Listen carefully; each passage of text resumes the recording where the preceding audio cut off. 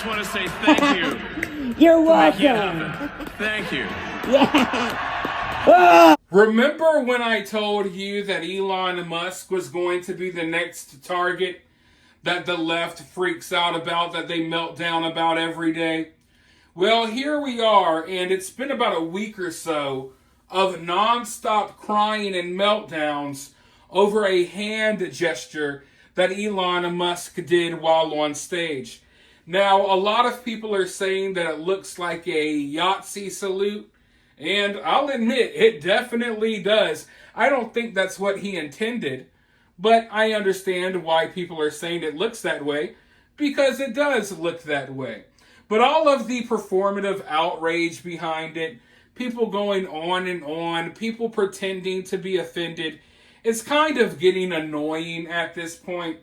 It's the same old stuff that we always see from these people, and I'm sorry, but I think it's kind of funny that the left has been like marching through the streets, going on these rants and tirades about Jewish people, and just, doing all of that. And listen, you could feel how you want to feel about the Israel and Palestine conflict. I'm not here to tell you what side to choose there. All I'm saying is I think it's kind of funny and kind of ironic that the people who have been expressing so much hatred and disdain towards Jewish people are all of a sudden offended by a Yahtzee symbol. If anything, isn't this kind of what y'all have been doing for the past few months?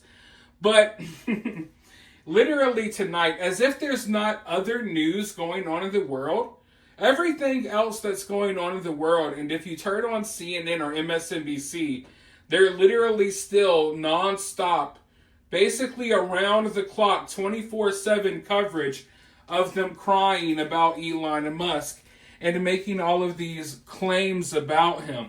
I want to go ahead and roll this clip so you guys could see what I'm talking about, because, it's just overkill at this point, and it's clear that these people have learned nothing. But I'll talk a little bit more about that after this clip. Go ahead and roll that beautiful bean footage, and I'll be right back. Look, the first time that Elon Musk decides to declare that globalist Jews are responsible for the great replacement of brown people into the United States, maybe it was a misunderstanding.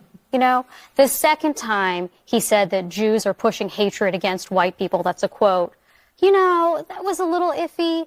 By the second Sieg Heil, I think he kind of loses the benefit of the doubt to be not accused of playing footsie with these Nazis. I'm not saying he's a Nazi. I'm saying the Nazis think he's a Nazi, which they very clearly did at this event. And these words were not said in a vacuum. As you pointed out, the leaders of AfD have embraced, in many cases, the Nazi heritage. They have wanted to take down the Holocaust Memorial in Berlin, saying it is inappropriate to recognize this horrific chapter in German history. And I just think it's horrific. I don't understand why this guy keeps getting the benefit of the doubt, whether or not he believes this stuff personally. You didn't even mention the Nazi jokes he was making on Twitter. That actually got he's been given ADL so many say chances about it. Yeah. I was hearing a lot of sighing. Scott, what's the deal? We've moved on from Trump derangement syndrome to Elon derangement syndrome. Oh, I'm sorry. Do you want to defend his saying the Germans get to... Let me let him finish, Catherine. I love this game we play where you talk for 2 minutes, I talk for 3 seconds, ahead, and you Scott. freak out. So he has a long record of supporting the Jewish people, number one. Number two, anybody who is asserting this thing he did on the stage the other day was a Sieg Heil, which I just heard you say, lawyer up maybe, because absolute ridiculous thing to say. Under no circumstances. The Nazis in Germany thought it was a Sieg Heil. Under no circumstances was he doing anything other than expressing enthusiastically. Why don't you do it on TV right now? His appreciation. Why don't you do it on TV right now if you think it's so? Number three. Number three. I think it is fully appropriate, and I, of course, have been the strongest supporter of the Jewish people on this network for over a year, since October the 7th.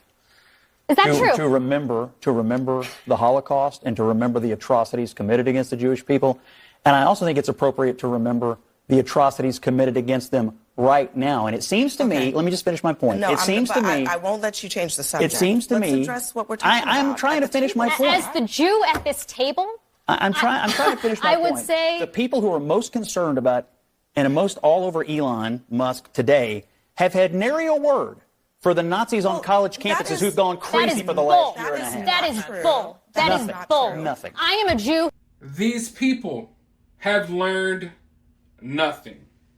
They have learned nothing. The reason you're seeing the cultural shift that you're witnessing right now, the reason why Trump won the election and won every swing state, won the popular vote, the reason why he did that despite all of the propaganda and fake hate, that's thrown at him, the reason all of that happened is because of the performative outrage, woke nonsense that the left is constantly doing.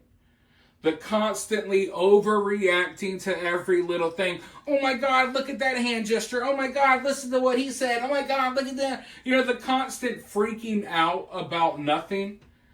Pretending to be so upset and offended on other people's behalf. Like, people are done with that.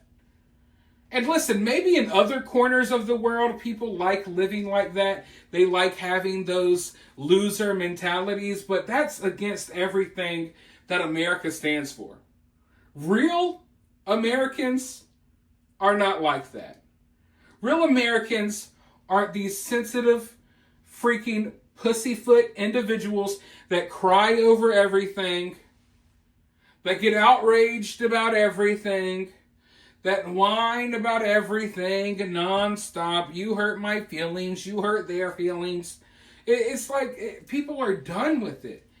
And I thought that the left kind of got that message. They kind of acknowledged that they understood that and they got that message after the first couple of days of Trump winning, and then quickly it went right back to this, right? Very quickly, for a moment there, it felt like people kind of came to their senses, and then they went right back to their same tactics. And just like that man said, we went from Trump derangement syndrome to Elon derangement syndrome. And it's just all so tiresome. And if it's tiresome for me, that, someone that has to witness this stuff, then how tiresome is it for people who have to keep up this act, right? Because the difference between, 2016 and, what we're seeing now is that the passion and the heart and the energy is not even in it anymore. They're not even convincing anymore with their own BS because they're not even buying into their own BS. So I know it has to be tiring to just keep putting on this act and keep putting on this front. But for right now, they're going to keep doing it until MSNBC and CNN and all of these networks go out of existence. Because right now, they are ending themselves. And I'm going to be here to react to their downfall, to this sinking ship. But for now, let me know your thoughts about this down in the comments below. While you're down there, hit that thumbs up, hit that subscribe, ring that notification bell. And if you find yourself getting too worked up by all of this, remember, it's just political cinema.